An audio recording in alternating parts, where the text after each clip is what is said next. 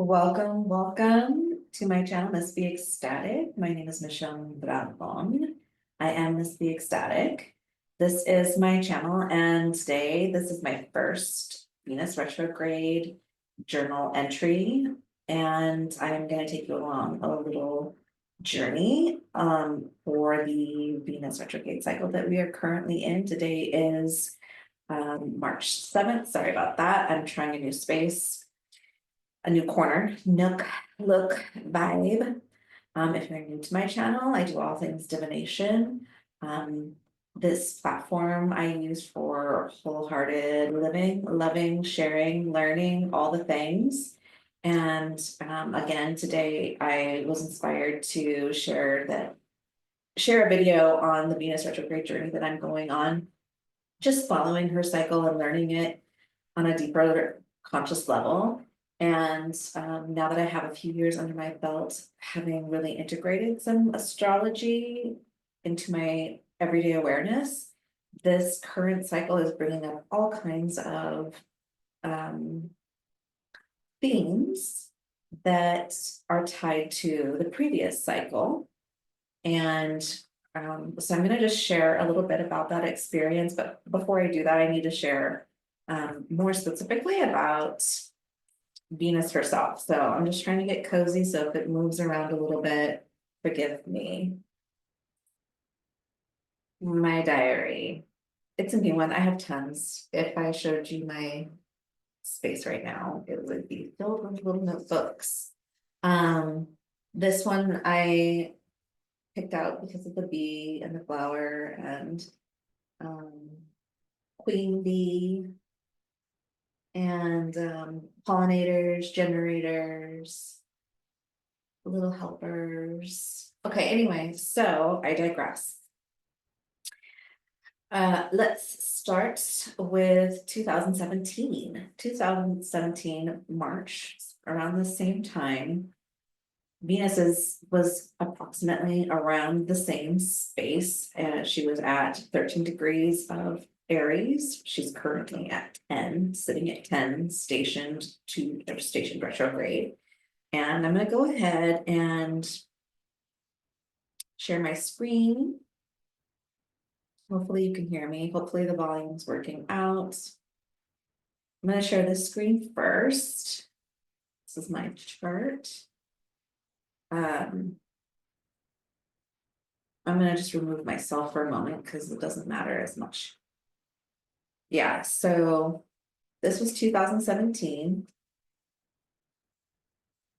And Venus had started her retrograde cycle, which means she has 40 days, 40 nights in the underworld. She's not visible. She's not seen. She's not at full strength. She's reviewing, revising, restoring, reevaluating. You might hear some rain in the background. It's pretty awesome out here in the desert when that happens. So I won't apologize for it, but that's what that is. It's rain. The last time Venus was retrograde in Aries, Uranus was there, Mars was there. This was a pretty badass time. And when I learned that this was where the cycle correlated, I just had all kinds of insights to the past, right? Like that's what this astrology is for. It's helping us to learn from these larger cycles that occur in our skies, and as above, so below. And with that awareness, we can layer by layer grow our understanding and anticipate how to use this energy when it comes around. So Venus is all about love, beauty, relationships, diplomacy, balance. She's exalted in Libra, for example. So she's like she wants harmony, she wants beauty, she wants peace. Venus is about the aesthetics, about beauty, textiles, aromas, the beautiful colors and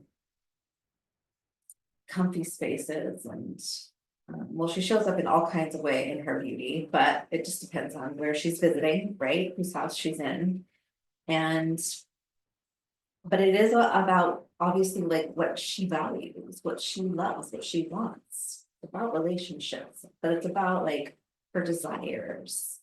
So Venus desires.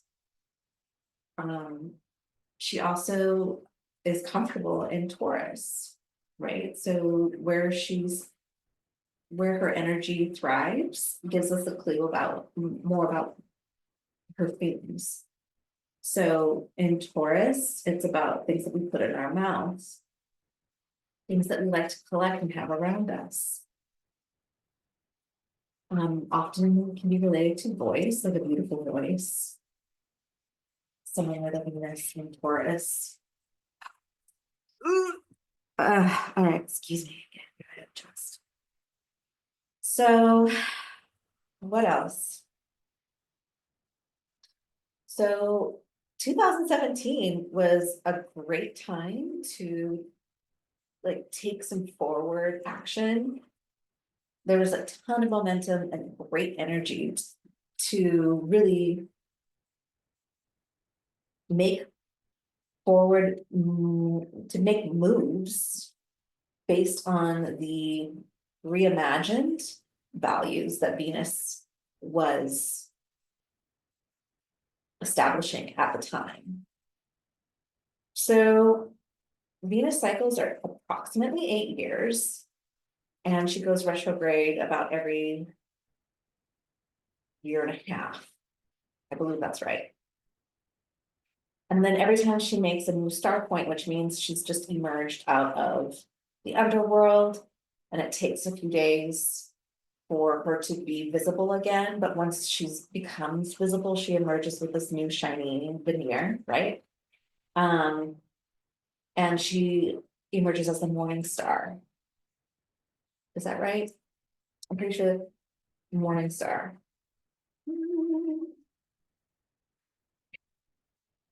And oh yeah, because in this case, so I don't know if this one was so if she's an inferior conjunction with the sun, so she always meets with the sun before she comes out of the underworld. And when she does that, she's either between the earth, the sun and Venus, or like Venus is either between the earth and the sun, or on the outside of earth, meeting the sun. And in this case, she's in between, which is an inferior conjunction, which means she emerges as the morning star. Okay, so that was a little technical detail that maybe maybe you didn't know, one that I'm learning too, and I'm happy to share with you here from my notes. Okay, so I'm not sure which one this was, but the one that we're going to be having is an inferior conjunction in which she does emerge as the morning star. She is visible in Aries when she emerges. Okay, so just based on, so a little story time. Back in 2017, I had just finished my associate's degree in arts and Spanish language and anthropology. And I had quit my job at the resort spa here in Arizona that I was working in for, I think it was like 5 or 6 years. And I just didn't want to work in that environment anymore. I wanted to work with my degree. And so,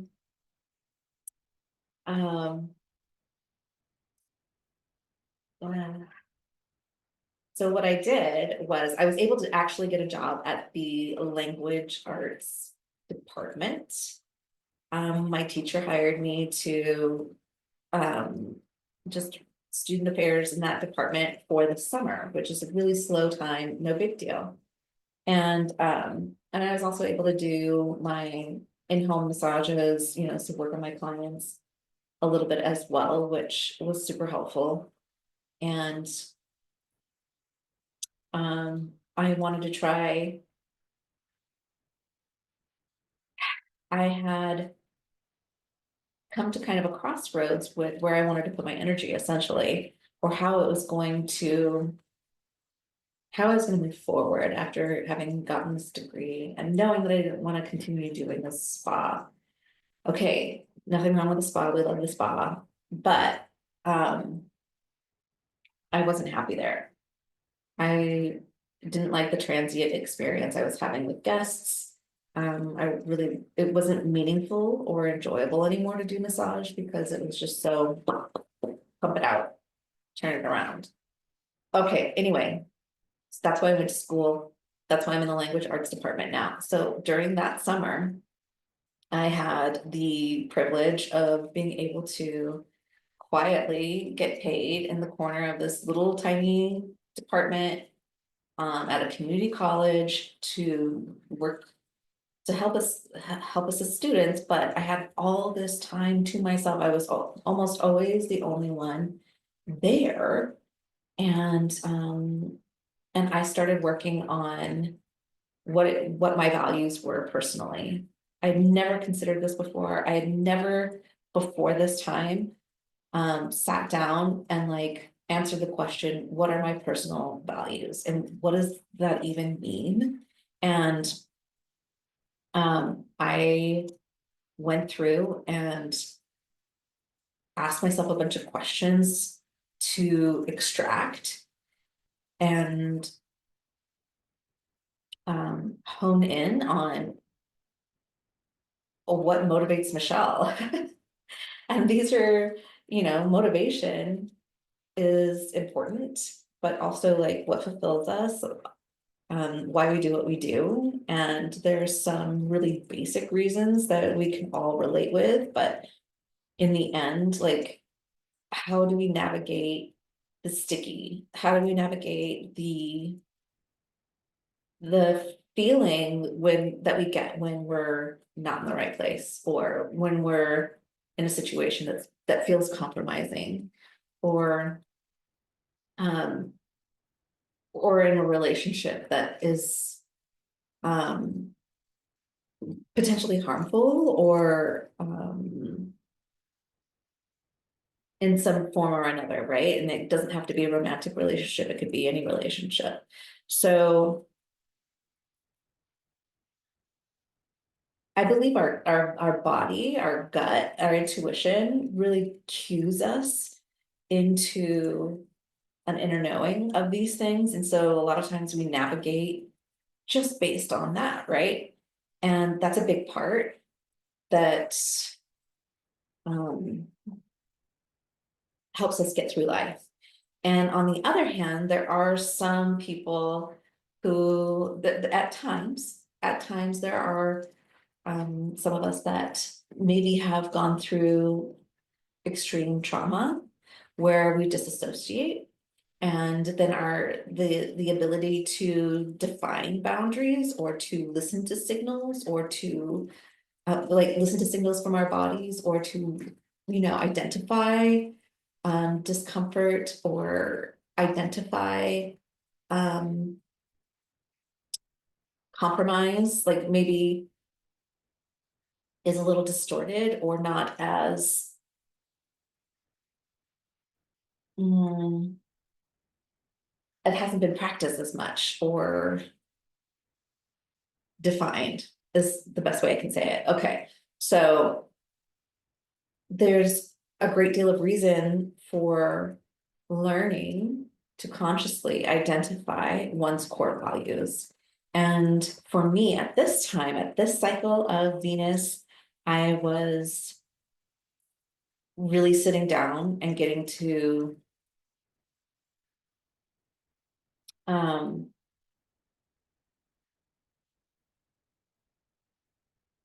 getting to a deep understanding of what that meant for me.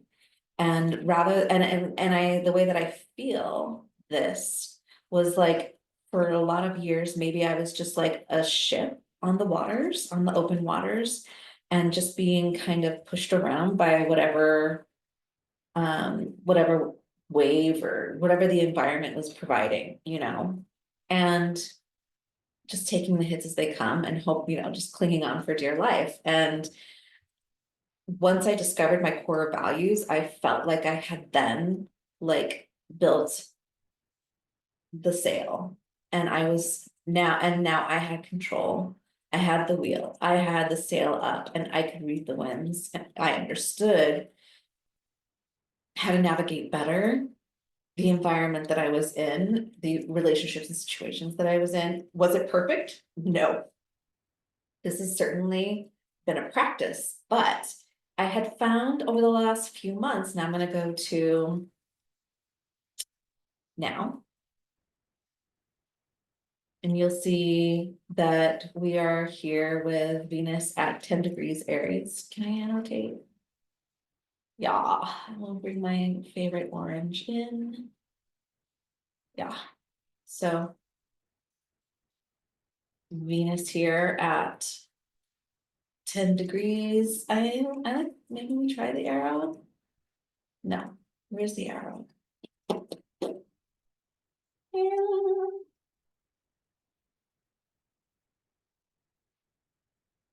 Oh yeah, maybe that's it. Is that it? No, that's not it. Undo. I like orange. Not giving me my colors now. Oh. Spotlight stamp, no. Options, no. All right, I guess that's my best option right now. Mhm. Oh no, there's my arrow. I found it. Right there. Venus 10 degrees. Okay, so she's coming through the same area again. And so if you can, if you can think back to 2017, since then, what have you been going through? What themes, Venusian themes, like where did it show up in your life? You know? And you want to look to your Aries house. In this case, she's going to be going all the way back to about 24 degrees Pisces. So that's the corner the corner of your world that you want to look into to see how it correlates with your personal chart. And, you know, I'm going to share another story here shortly, but just to give you some information about this particular cycle, I'm talking to you or recording this video on March 7th, Friday, 2025. The Venus retrograde began March 1st, approximately at this 10 degree 10 degree in Aries. It again will go all the way back to the 24th degree before coming back.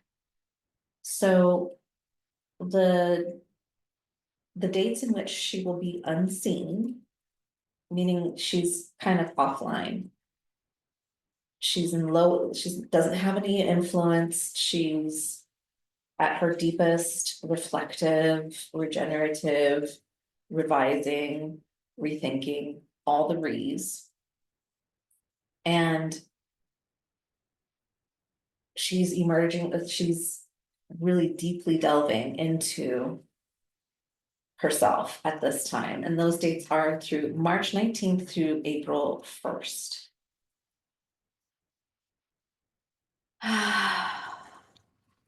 She'll be unseen during those dates.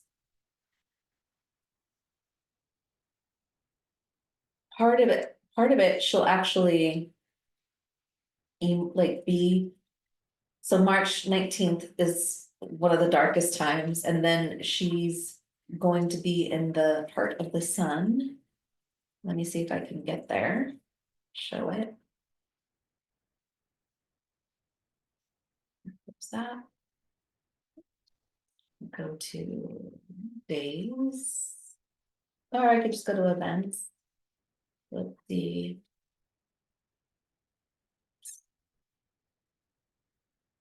Venus.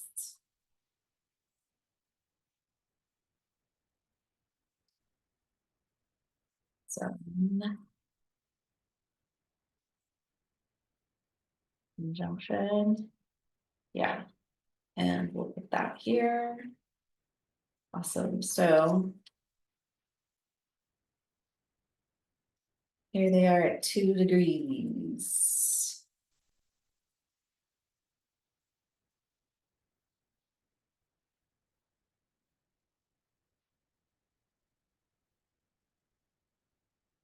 So March 22nd is when she will be meeting with the sun. And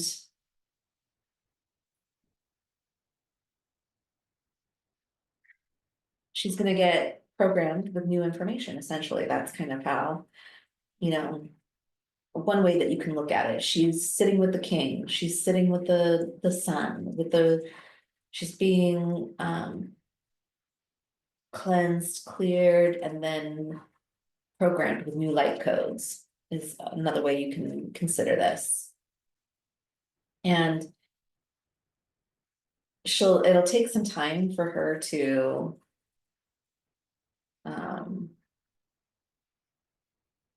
oops, that's not what I wanted to do. Move that chart. I'm not sure. Where is the little?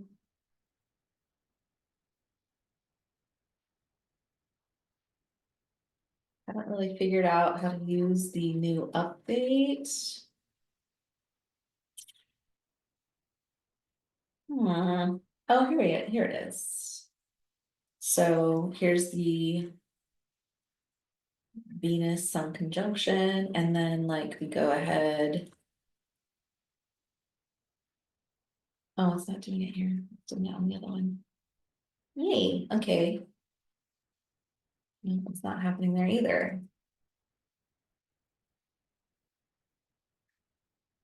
All right, well, anyway, April 1st, we'll just go to April 1st and then with the Sun conjunction.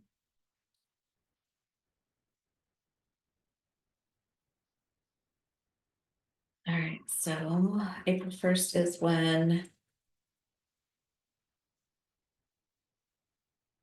Venus will appear, so, or be visible. So she's out of the rays of the sun.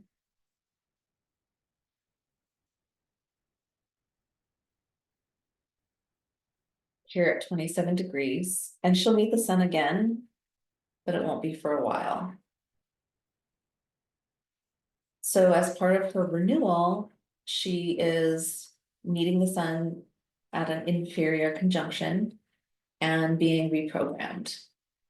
And then when she emerges out of her retrograde, when is that? I should have written that part down.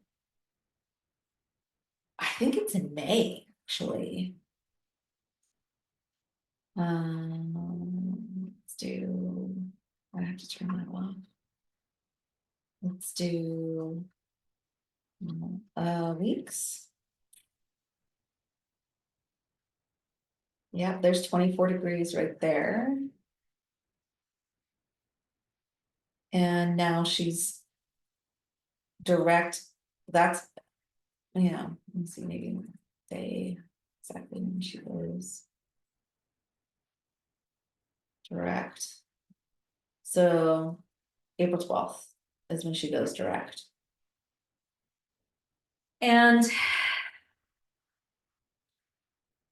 at that point, she's created a new star point, right? Or no, at the point where she meets the sun is when she makes a new star point. So that's at that 2 degrees that we previously saw.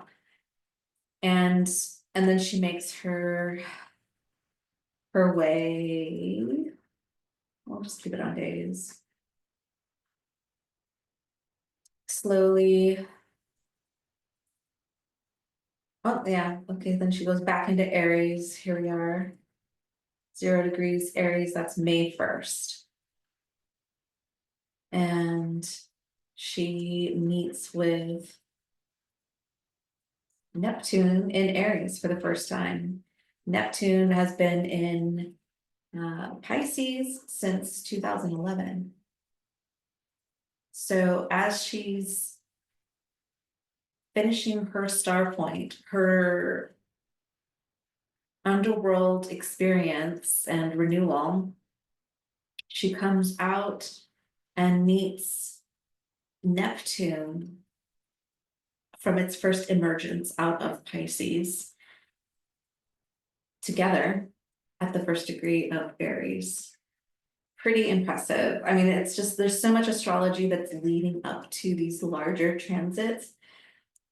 There's so much that we could talk about, but the real deal here is Venus journal. So actually I'm gonna just take a moment and if that's okay, I'm gonna light an incense because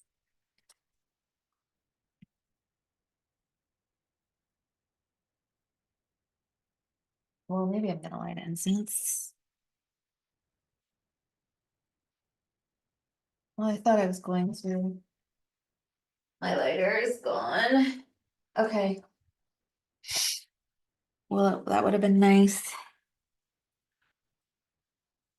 All right. Oh, I've got some oil. So I made myself a little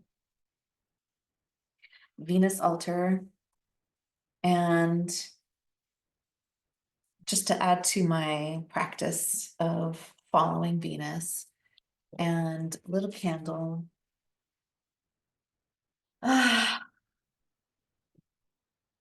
Put beautiful things all around the altar and started this journal. It just seemed like a good way to kind of anchor in and integrate what I'm learning and how she is my teacher. She is my guru right now. And so I'm gonna go now to my Venus retrograde story, my first how it's coming up for me and astrologically how you might find it in your own chart, just an example of how you might find and also this is, for me to document a little bit of my experience so that I can go back to it again another time. So I'm gonna just stop the share for a second.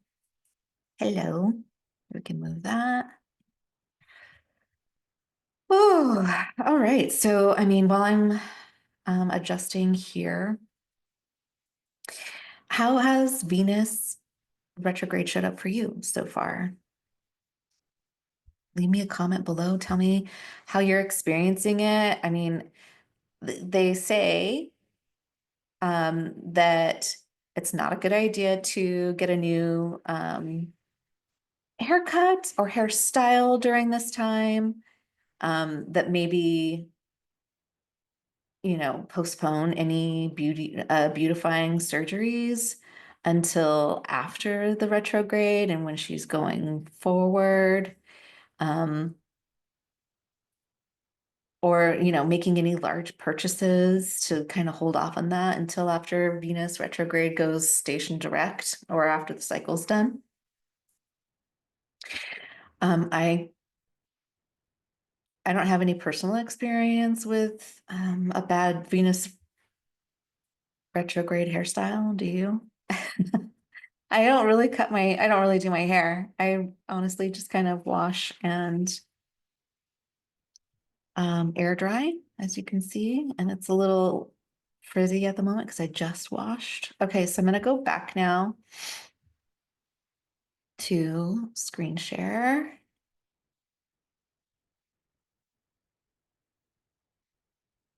Here we go. All right, so here's my astrology, y'all. This is me. Okay, so, and what happened to me on Wednesday, the 3rd, March 3rd, is what kind of inspired me to do this video. So,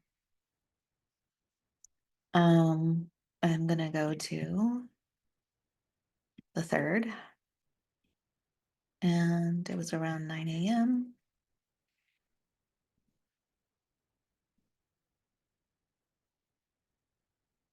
Okay, so I'm gonna move some of these other points real quick. And if you see something else, that I might have missed, leave it in the comments. Let me know.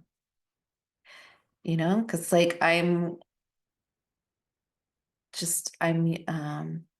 I have the right dates?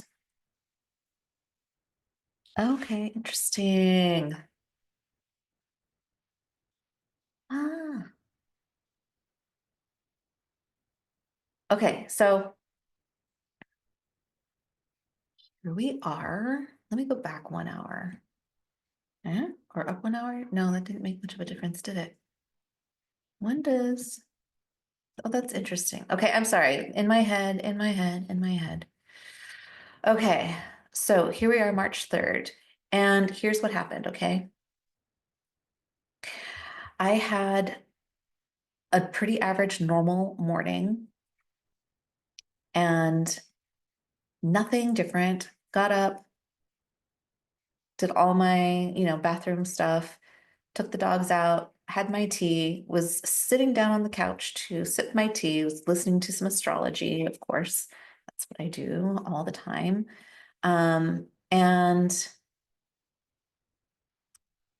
the next thing I know, I just get this deep, sharp, intense, what I thought was a cramp.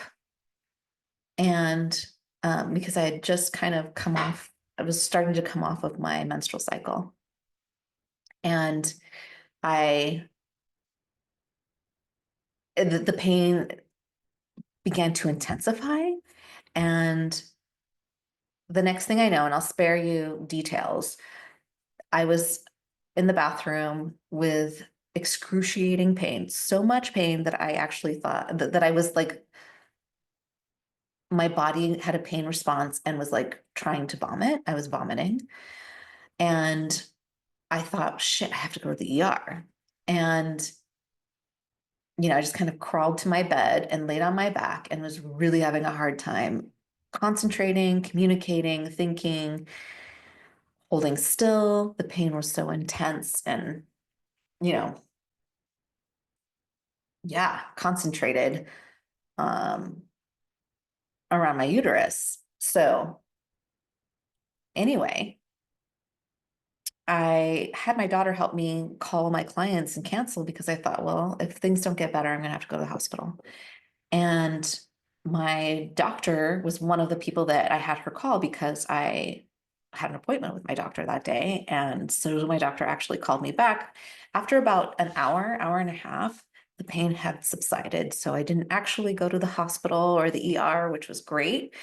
But she advised me to, get it looked at. So I went to an OBGYN. I spent the day in the clinic and, again, I'll spare you details, but I had a couple of different kinds of ultrasounds to identify the problem.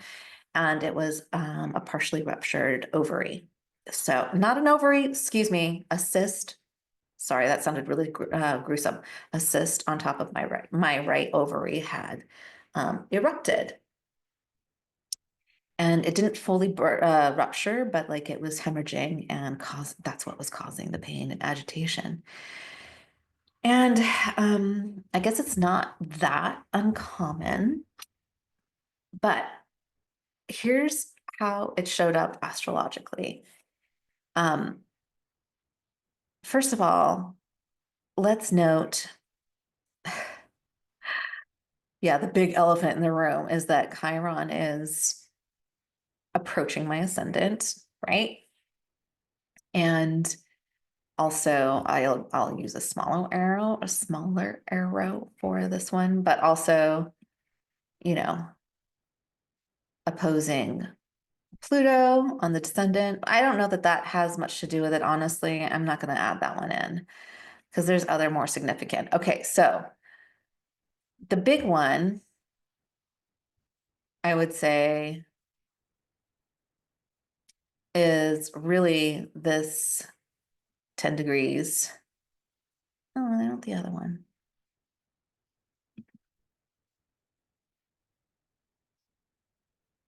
This Venus sitting at 10 degrees, and that's actually opposing my Jupiter in the 6th house. So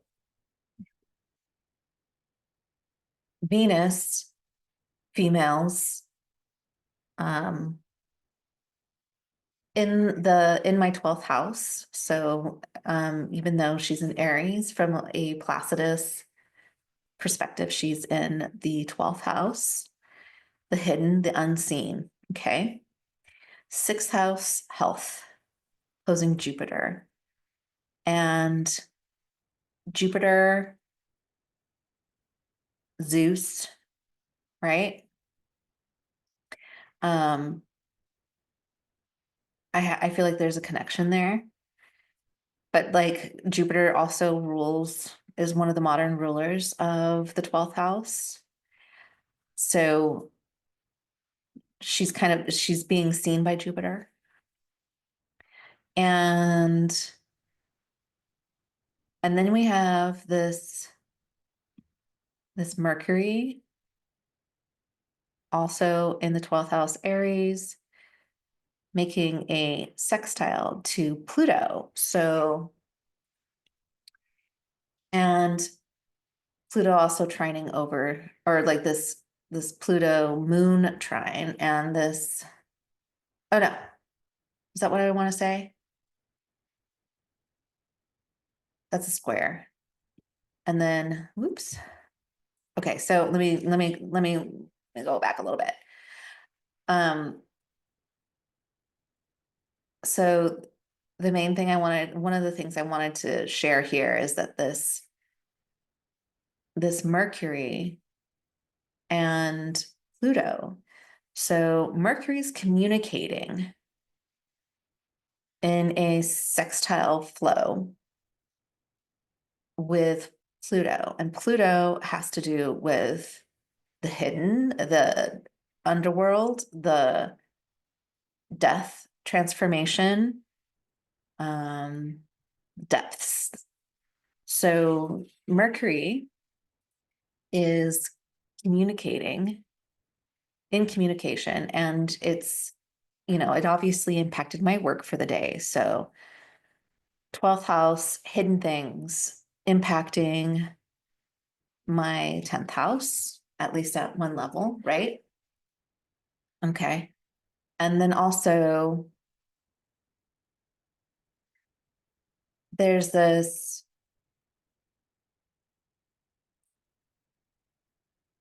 what was the other thing I wanted to say about it?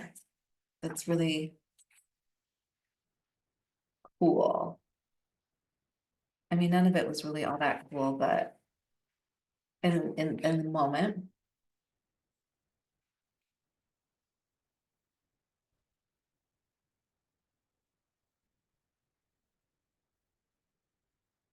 Yeah, so basically I feel like Mercury was communicating the unseen with Pluto.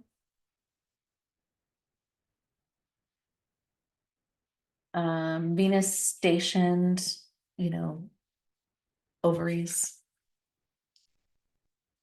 And then, Neptune being at this high degree, so it's basically at 29 degrees. And then like that buildup of something in the background, right? You can't see it, you don't understand it, you don't know where the source, you don't know what's going on until it's at its very peak.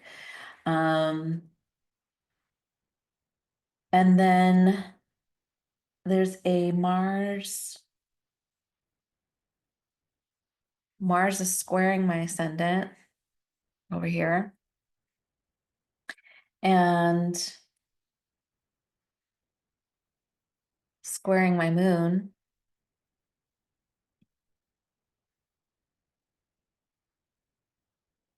Was that right?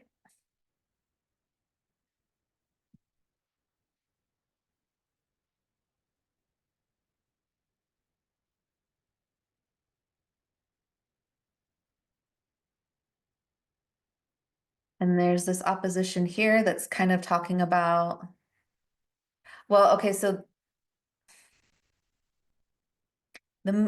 gosh, sorry guys. I have it written down in a way that makes sense to me, but then as I'm trying to communicate it to you. So this moon in my first, right, squaring Mars in my fourth. So it's my avatar, my person, my being, and Mars and being in my fourth relating to the house of my moon. Okay. That's what I wanted to say. Not the moon, not my actual natal moon, but like it is impacting how my moon disposits, right? Because it is a house of the moon and the mother. And what are the ovaries? When a woman is born, she's born with all of her ovaries. So she's born like my great grandmother had had the ovary for my mother and for me, and I have for my daughter. My daughter has it's ovaries, regenerative female organs. Okay. So I know I could do better at being concise at this, but I'm doing my best. All right, so that was one thing. Okay, and then the moon over here, the transiting moon, is making a kind of a opposition to my natal Uranus, but it's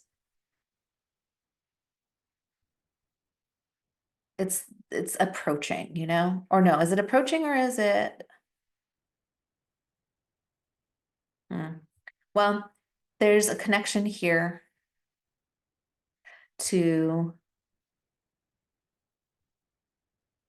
I see, I'm not sure if that's true, but like basically if it were to connect, you know, moon connecting to my natal Uranus in the eighth house, talking about sexual organs, other people, so like needing help from other people, regards to my sexual organs, Scorpio, sexual organs, something spontaneous, um, moon ovaries, or my sexual organs, my comfort, my body, my emotions, those things. Uh, what else? Mm. Anyway, so I'm gonna show it in another way. Kind of helps clear it up. Anyway, if just just a little synopsis on my little storytelling time.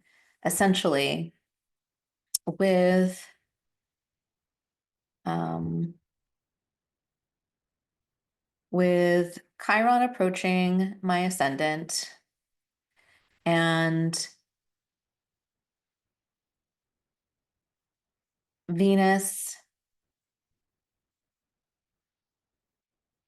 also in my 12th house, talking about female sexuality, women in the 12th house of the unseen, then crossing and opposing this conjunct this my Mercury and Saturn, right? But it's in the 6th house of health. Okay. And Mercury here communicating the unseen to Pluto. And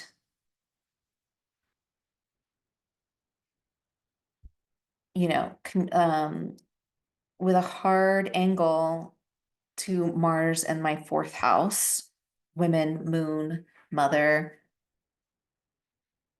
ovaries. You can see how so far this retrograde has brought to light for me health around my sexual organs and my, you know, the compromises needed to be made in my work and or my work in the outside world. I'm obviously, because I'm home now, I'm, focused on my own healing, and I'm here at home working from home sharing with you.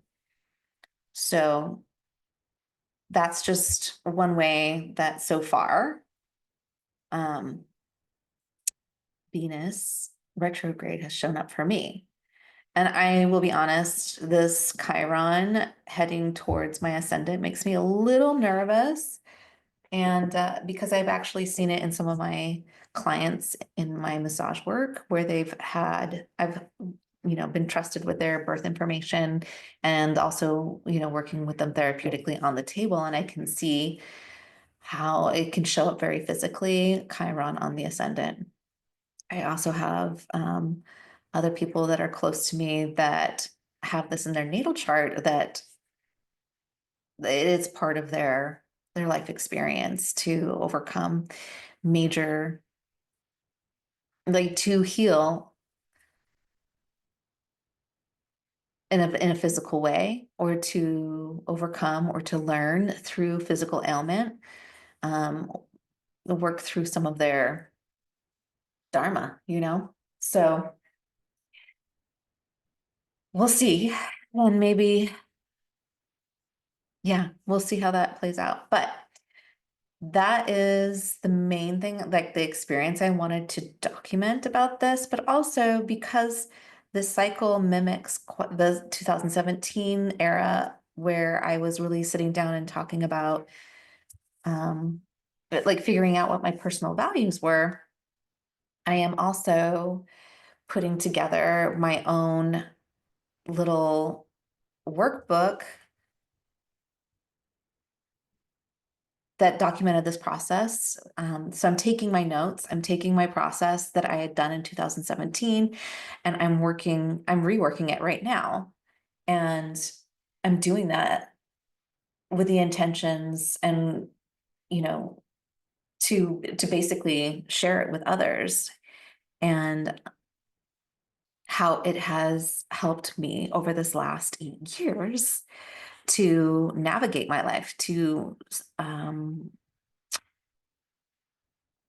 not be a ship without sails, to be in command or more in command of my life, and have more like embodiment of my why, right? Like why we do things, what my motivation was for doing anything. So yeah, so that's another reason why I'm going so deep into this Venus cycle. It's the main reason why I'm going into this Venus cycle, because I really feel strongly about the practice of wholehearted living and core values and just being a good person, like I don't think we all have to be I mean, we all have specific missions, genius, and gifts to offer the world. And it's not about always what we produce. I learned a lot about productivity, that I don't need validation through productivity. I don't need to prove anything. I am enough. Um, there's so many lessons from Venus retrograde 2017 that I want to bring forward. And yeah, there's so much beauty in each individual. And I feel that the more we get down to our wholehearted, authentic, and core values and living and practicing them every day, we really get to draw out the best of ourselves and the best of our astrology and the best of our natal promises, and accept who we are and our place in this world, and love it. Just love it wholeheartedly and just be and know that we are worthy and that that's enough, more than enough, more than enough. And it's important. Okay, that's my little soapbox rant. Anyway, so thank you for watching. I really want to hear some of your comments about how you're experiencing Venus retrograde this cycle. Let me come off screen share. Anyway, let me actually take this off. Here's our, well, let me go to now. So here's today, here's where Venus is now, still at that 10 degrees. Pluto now in the 3rd degree, so this is new territory. The moon's in Cancer, so again, we're talking about comfort, home, family, ancestry, emotions, and we're here with Mars, so there's a protective element. What else? Saturn's at 21 degrees, so now it's moved out of its shadow and it's into new territory. Also, it knows that it's moving out of Pisces and towards Aries, and it'll,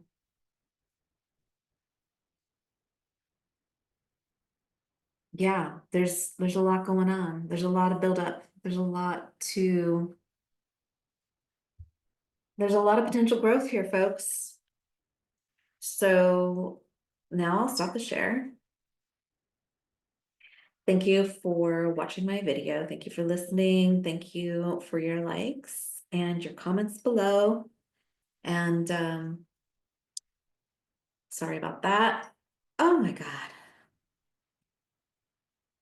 Let me know how your Venus retrograde is going, how you're experiencing it. Do you remember what 2017 looked like for you? Are the same things, the themes coming up? Is there any recurrence or nuance? Is it all completely new? Yeah, let's live, love, learn, share wholeheartedly together. Drop me a comment below and let me know how it's coming along. All right, you guys, I will see you in the next one. Thank you.